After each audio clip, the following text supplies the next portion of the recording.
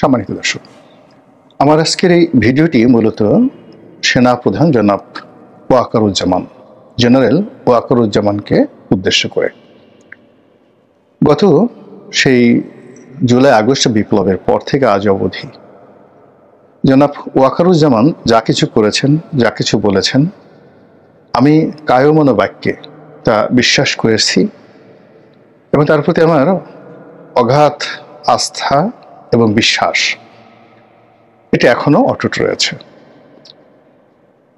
অনেক মানুষ দেখেন নানা রকম বিরূপ মন্তব্য করেছেন, যারা কন্টেন্ট ক্রিয়েট করেন, অনেকে থেকে বেইজ্জতি করে কথা বলার চেষ্টা করেছেন। কিন্তু রাষ্ট্র ক্ষমতার একটা শীর্ষ পর্যায় থেকে একজন সেনাপ্রধান বা একজন পুলিশ প্রধান কিংবা একজন মন্ত্রী, একজন এমপি, একজন প্রধানমন্ত্রী, তিনি আসলে কতটুকু করতে পারেন, এই বিষয়গুলো সম্পর্কে যেহেতু আমার একটু হলেও বাস্তব অভিজ্ঞতা রয়েছে, সেই কারণে আমি অনেকের উপর খুব আশাবাদ ব্যক্ত করি না। এক, দুই নম্বর হলো যে কাউকে সম্মান জানানোর ক্ষেত্রে বা কাউকে নিয়ে কটূক্তি করার ক্ষেত্রে আমি সতর্কতা অবলম্বন করি, যেন আমার কোনো কথা দ্বারা, কর্ম দ্বারা কোনো মানুষের পথে বাধা এবং বিঘ্ন তৈরি না হয়। তো সেই ক্ষেত্রে জেনারেল ওয়াকারুজ্জামান যেন আমার দ্বারা কোনো অবস্থাতেই তিনি আহত না হন, আমি সবসময় চেষ্টা করেছি সেইভাবে আমার যে সংযম এটা প্রদর্শন করার জন্য। এখানে একটা বিষয় হলো যে আমরা সবাই স্পষ্টভাবে জানি যে এখন তিনটি ক্ষমতার বলয় রয়েছে। জেনারেল ওয়াকারুজ্জামানের নেতৃত্বে একটি বলয়, যেখানে রাষ্ট্রপতি সঙ্গত কারণে তার সঙ্গে আছেন বা তিনি রাষ্ট্রপতির সঙ্গে আছেন। তার সাহায্য ছাড়া রাষ্ট্রপতি 1 মিনিট টিকে থাকতে পারতেন না এবং আগামীতে পারবেন না, এটা হলো বাস্তব অবস্থা। দ্বিতীয় হলো ডক্টর মোহাম্মদ ইউনূসকে কেন্দ্র করে একটি বলয়, আর তৃতীয় হলো বহির্শত্রু, বহির্দেশ বা বন্ধু দেশ।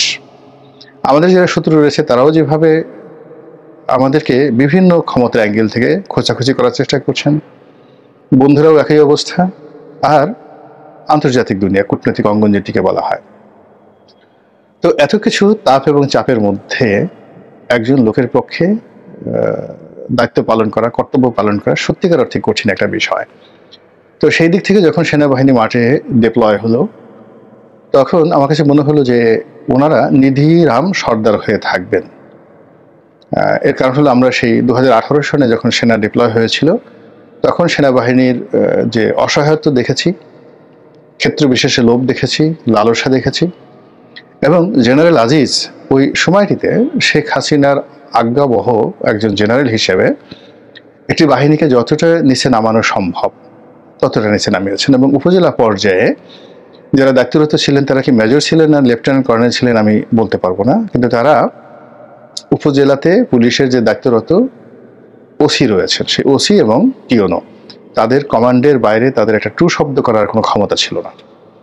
ওসি সাহেব একটা ছাগল পাঠিয়ে দিতেন, সেটা জবাই করে সেনা সদস্যরা সেই যেখানে ক্যাম্প করেছিলেন সেখানে তারা খাওয়া দাওয়া করতেন, পোলাও কোরমা খেতেন, এর বাইরে তাদের কোনো ডিউটি ছিল না।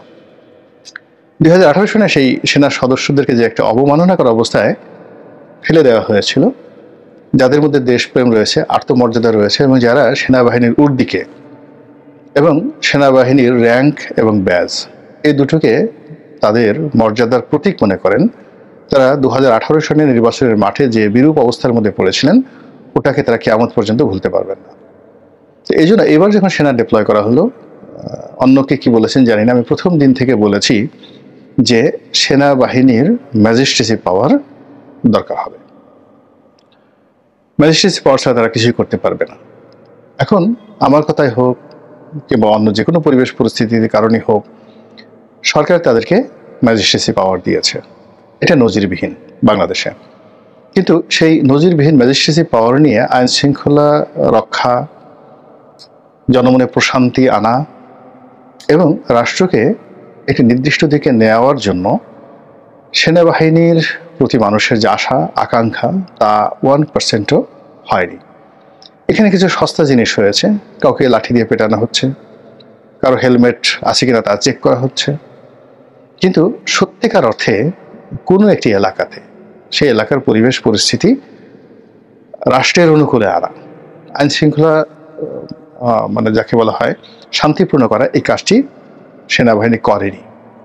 কেন করেনি, কি জন্য করেনি, এটা নিয়ে বহু তর্ক আছে, বিতর্ক রয়েছে। কিন্তু এখানে সেনাপ্রধান ওয়াকারুজ্জামানকে নিয়ে আমি যে কথাটা বলতে চাই সেটি হলো, এখনো পর্যন্ত তার অধীনে যেভাবে কমান্ড রয়েছে, এখনো পর্যন্ত তার প্রতি লোকজনের যে বিশ্বাস এবং আস্থা অব্যাহত রয়েছে, যেটি বাংলাদেশে বিরল, ইতিপূর্বে কখনো হয়নি। এক।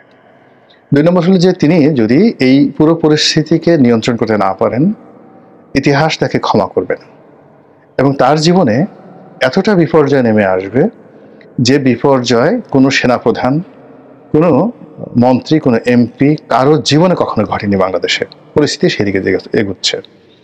আর এই কথাটা এখন খুব নিষ্ঠুরভাবে আমাকে বলতে হচ্ছে এই কারণে যে আমরা ডক্টর মোহাম্মদ ইউনূসকে যে প্রধান উপদেষ্টা মেনে নিয়েছি সেনাবাহিনী প্রধানের কথায়, তার পছন্দে। তিনি যদি না চাইতেন এটা হতো না। এর কারণ হলো শেখ হাসিনা পালিয়ে যাওয়ার পরে পুরো মানুষের, দেশের যে কনসেন্ট্রেশন, সেই কনসেন্ট্রেশন ছিল ক্যান্টনমেন্টের দিকে, সেনাবাহিনীর দিকে।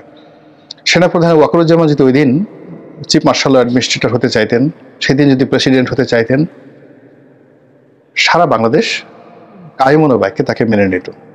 এমনকি বিএনপি 2-3 বছরের মধ্যে কোনো শব্দ করতো না। আমি বিএনপির একেবারে শীর্ষ পর্যায়ের সাথে কথাবার্তা যখন বলেছি, সবসময় আমরা চেয়েছি যে একটা ইন্টারভেন হোক, শেখ হাসিনার পতন হোক, সেনাবাহিনী ক্ষমতায় আসুক এবং 5-6 বছর তারা ক্ষমতায় থাকুক, একটা লেভেল প্লেয়িং ফিল্ড করার জন্য। কিন্তু সেনাপ্রধান নিজের দুর্বলতার জন্য হোক, অক্ষমতার জন্য হোক, স্নায়বিক দুর্বলতার জন্য হোক, ব্যক্তিত্বের জন্য হোক, ভয়ের জন্য হোক, নির্লিপ্ততার জন্য হোক, হোয়াট এভার মেবি, তিনি ক্ষমতা না নিয়ে তিনি ক্ষমতা দিয়েছেন ডক্টর মোহাম্মদ ইউনূসের হাতে। এবং তিনি যেভাবে রাজনীতিবিদদেরকে ডেকেছেন, অন্য কোনো মানুষ ডাকলে যেত না, রাজনীতিবিদরা তাকে বিশ্বাস করেছে। তিনি জনগণকে যে দৃঢ়তার সঙ্গে বলেছেন যে আমি দায়িত্ব নিলাম, সেই দায়িত্ব 1%ও তিনি পালন করেননি। উল্টো এই যে গত 10 মাস ধরে সেনাবাহিনী যে টহলটি মাঠে রয়েছে, তার জন্য এই রাষ্ট্রের ভান্ডার থেকে শত শত নয় হাজার হাজার কোটি টাকা এই সেনাবাহিনীকে আমাদেরকে পরিশোধ করতে হচ্ছে, অতিরিক্ত তাদের বেতন ভাতার বাইরে, তাদের গাড়ির তেল, তাদের ক্যাম্প ফি, এবং যখন এই অবস্থা থাকে তখন তাদের যে অতিরিক্ত ভাতা দিতে হয়, সেই ভাতা বাবদ এ যাবৎ কত হাজার হাজার কোটি টাকা খরচ হয়েছে, বিনিময়ে আমাদের কি লাভ হয়েছে। তিনি বহুবার বড় কথা বলেছেন, তার একটি কথা বাস্তবায়িত হয়নি। তিনি হুমকি দিয়েছেন, ওটা করেছেন, ওটা করেছেন, কিন্তু অল্প কয়েকটি কথা। কেবলমাত্র বিডিআর এর যে পিলখানা হত্যাকাণ্ড, সেই হত্যাকাণ্ডের তদন্তের ব্যাপারে তিনি যে ধমক দিয়েছেন, সেই ধমকে যে নো বাট নো ইফ, এটা শতভাগ হয়েছে। এর বাইরে তার ডিসেম্বর মাসের মধ্যে নির্বাচন হওয়া, আইন শৃঙ্খলা রক্ষা করার ব্যাপারে তার কমিটমেন্ট, অন্যান্য যে সকল কথাবার্তা, একটিও হয়নি। বরং গণভবনের সঙ্গে, মানে যমুনার সঙ্গে, অর্থাৎ প্রধান উপদেষ্টার কার্যালয়ের সঙ্গে বঙ্গভবনের যে দূরত্ব তৈরি হয়েছে এবং রাষ্ট্রপতির মতো একটা পদ যে অসম্মানজনক একটি অবস্থায় পড়েছে, এই দায়িত্ব সেনাপ্রধান এড়াতে পারবেন না। এর কারণ হলো এখনো পর্যন্ত মানুষ তার দিকে চেয়ে আছে। আজকের এই ভিডিওর সবচেয়ে মূল উদ্দেশ্য হলো যে তিনি সম্প্রতি মবের বিরুদ্ধে খুব স্ট্রং একটি অবস্থা নিয়েছেন। সারা বাংলাদেশে মব হবে না, মব বন্ধ করা হবে, এবং মবের সঙ্গে যারাই জড়িত হোক, সেটা বিএনপি তারেক রহমান সাহেব হোক, জামাতের আমির হোক, কিংবা ডক্টর মোহাম্মদ ইউনূস নিজে হন, সেনাবাহিনী, পুলিশ, অ্যাডমিনিস্ট্রেশন তাদের বিরুদ্ধে ব্যবস্থা নেবেন। এবং এই কথা সেনাপ্রধান যে দৃঢ়তার সঙ্গে বলেছেন, সেটা আমরা বিশ্বাস করেছি, কিন্তু তার 1%ও বাস্তবায়িত হয়নি। ইন্টারনেটে দেখেন কত পরিবারে যে সকল নোংরামি চলছে, স্বামী স্ত্রী তারা যেই যাকে বলা হয় স্বাভাবিক অবস্থাতে স্বামী স্ত্রী রয়েছে, সেই রুমে মপ করে ঢুকে পড়ছে এবং উভয়কে উলঙ্গ অবস্থায় সেখানে তাদের ভিডিও ধারণ করছে। সম্পূর্ণ উলঙ্গ অবস্থায় একটা মেয়ের ছবি ইন্টারনেটে ভেসে বেড়াচ্ছে, গৃহবধূর ছবি, হাতে পা ধরে কান্নাকাটি করছে, সম্পূর্ণ উলঙ্গ, নিজের বেডরুমে। এই ঘটনা কেন ঘটছে বাংলাদেশে? এবং আজকের এই ভিডিওর মূল উদ্দেশ্য হলো যে এই যে মবক্রেসিতে একজন সাবেক প্রধান নির্বাচন কমিশনার এবং বাংলাদেশে একজন মহান মুক্তিযোদ্ধা, তিনি যে অন্যায় করেছেন 18 নির্বাচনে, সে অন্যায়ের বিচার হবে, ক্রস ফায়ার হবে, ফাঁসিতে লটকান, 10 বার তাকে ফায়ারিং স্কোয়াডে পাঠান, ভিন্ন জিনিস। কিন্তু যে অপমান তাকে করা হয়েছে, এটা কোনো অবস্থাতেই মেনে নেওয়া যায় না। এই দায় দায়িত্ব সেনাপ্রধান কিভাবে এড়াবেন? এখন কি করবেন? যারা মব করেছে তাদেরকে ধরবেন? এই মবের পেছনে কি যাকে বলা হয় অনেক মাথা নেই? এই ঘটনার সাথে কি অনেক রাজনৈতিক শক্তি জড়িত নেই? তাদেরকে কিভাবে শাস্তি দিবেন? খালি ওই যে ছেলেটা ওখানে গিয়ে মানে জুতোর মালা গলায় পরিয়েছে সে জড়িত না, তার পিছনে আরো অনেকে জড়িত আছে। কেন এই জিনিসগুলো হচ্ছে? হাইকোর্টে কি হচ্ছে? বিচারকরা তারা কলম ধরতে সাহস পাচ্ছে না।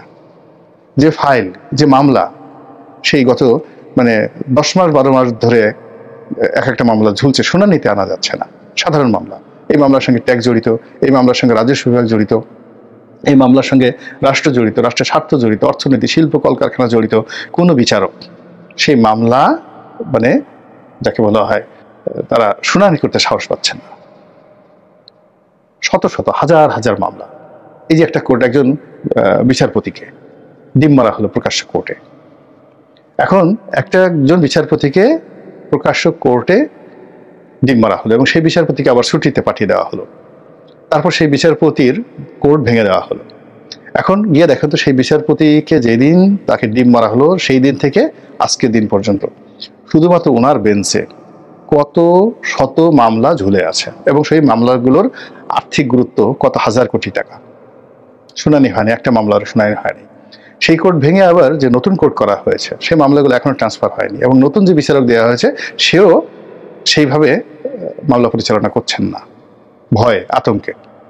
এবং আমি যেটা দেখেছি যে ওই যে বিচারক যাকে ডিম মারা হয়েছে সে শহীদ জিয়া সম্পর্কে নাকি বিরূপ মন্তব্য করেছিল কোর্টের মধ্যে। তো তার কোর্টে, ফুল বেঞ্চ কোর্টে সে যে কোনো মন্তব্য করতে পারে, এটা বাইরে এটা নিয়ে বক্তব্য দেওয়ার মতো কিছু নেই।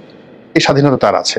পার্লামেন্টে যে কোনো বক্তব্য, সেখানে শেখ হাসিনা নিয়ে, খালেদা জিয়াকে নিয়ে কত বাজে কথা হয়েছে, জিয়াউর রহমানকে নিয়ে কত বাজে কথা হয়েছে, পার্লামেন্টে ওইটা তার একটা স্বাধীনতা রয়েছে। তেমনি বিচারক তার রায়ে বা তার কোর্টে তার যে ফুল স্বাধীনতা দেওয়া আছে যে কোনো কথা বলার, সেটা আইনগতভাবে মোকাবেলা করতে হবে, সেটা ডিম মেরে নয়।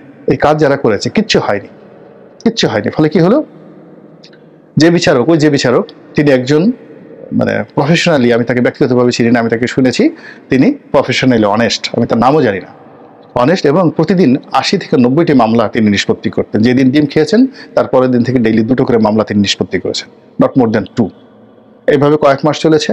আর যত মামলাগুলো তার ওখানে ছিল সেগুলো দীর্ঘমেয়াদে ব্ল্যাকলিস্টেড হয়ে গেছে। এরপর তাকে 3 মাসের ছুটিতে পাঠিয়ে দেওয়া হয়েছে। এখন তার চাকরি আছে কি না আছে জানি না, তার যে বেঞ্চটা ছিল সেটা ভেঙে দেওয়া হয়েছে। আমি জাস্ট একটা উদাহরণ দিলাম, এরকম হাজার হাজার ঘটনা ঘটেছে। এই দায় দায়িত্ব সেনাপ্রধান এড়াতে পারেন না। সর্বশেষ তিনি মবের বিরুদ্ধে যে কথা বলেছেন, সেই কথা বলার পরে এই যে সিসি নুরুল হুদা সাহেব পুরো দক্ষিণাঞ্চলে তার মতো, তাকে বলা হয় টাইগার হুদা, তার মতো ওইরকম সাহসী বীর মুক্তিযোদ্ধা একজনও নাই দক্ষিণ অঞ্চলে। শাহজাহান ওমর, নুরুল হুদা, ওনারা এই সমপর্যায়ের যোদ্ধা ছিলেন। একজন সিভিল সার্ভিসের কর্মকর্তা হয়ে তিনি পুরো পটুয়াখালী ডিস্ট্রিক্টের কমান্ডার ছিলেন। তার দ্বারা আমি সবচেয়ে বেশি ক্ষতিগ্রস্ত হয়েছি, তার দ্বারা, তার ভাগ্নে দ্বারা। তারপর আমি বলছি এই কাজটি করা একেবারে অনুচিত এবং এই কাজটি হয়েছে, এই কাজের জন্য ডক্টর মোহাম্মদ ইউনূসকে জবাবদিহি করতে হবে আগামীতে। এই কাজের জন্য সেনাপ্রধানকে জবাবদিহি করতে হবে আগামীতে। এবং এখন এই সিসির এই ঘটনার পর কোনো অবস্থাতেই আপনি শত সেনাপ্রধান তো দূরের কথা, আমেরিকার প্রেসিডেন্ট এসেও এই বর্তমান যিনি প্রধান নির্বাচন কমিশনার রয়েছেন তাকে মুভ করাতে পারবেন না। ফলে নির্বাচনের 12টা বেজে গেল।